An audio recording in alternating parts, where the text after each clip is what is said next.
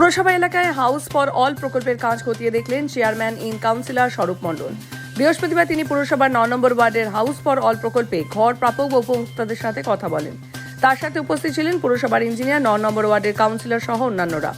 স্বরূপ জানান, 2021-22 সালে তালিকা অনুযায়ী উপভোক্তারা ঘর পাওয়ার বিষয়ে সমস্ত শর্তাবলী মানছেন কিনা বা জায়গা নিয়ে কোনো সমস্যা রয়েছে কিনা এসব খতিয়ে দেখা হচ্ছে। অনেক সময় একই ব্যক্তি দুবার ঘরের জন্য আবেদন করেছেন, সেক্ষেত্রে তাদের কি করণীয়, বাকি কি সমস্যা হচ্ছে তা নিয়ে দিন আলোচনা হয়। কিছু কিছু উপভোক্তাদের শেষ কিস্তির টাকা বাকি রয়েছে, কেন সেই টাকা তারা পাননি তা নিয়ে উপভোক্তাদের সাথে আলোচনা করেন স্বরূপবাবু। এছাড়াও 2015-16 সাল পর্যন্ত এই প্রকল্পে যারা আওতায় ঘর পেয়েছেন তাদের বিষয়ে খোঁজখবর করা হয়।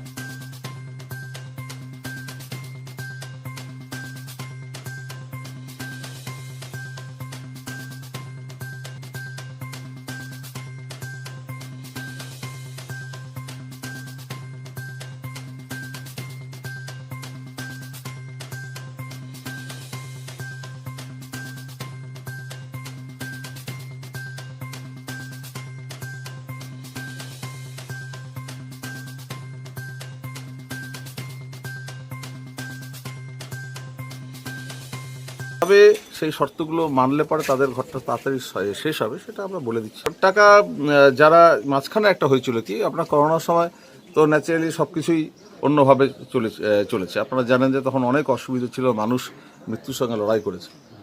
সুতরাং সেটা একটা অস্বাভাবিক পরিস্থিতি ছিল। এখন পরিস্থিতি স্বাভাবিক। আমাদের জলপাইগুড়ি পৌরসভার নতুন বোর্ড, তারা আমরা একদম সর্বতভাবে চেষ্টা করছি যে এই যে সাধারণ মানুষ যারা ঘর প্রাপক, যারা ঘর পাবেন বা পেতে চলেছেন, তাদের যাতে কোনো রকম অসুবিধা না হয়, তারা যাতে ঘর দ্রুততার সঙ্গে তৈরি করতে পারেন,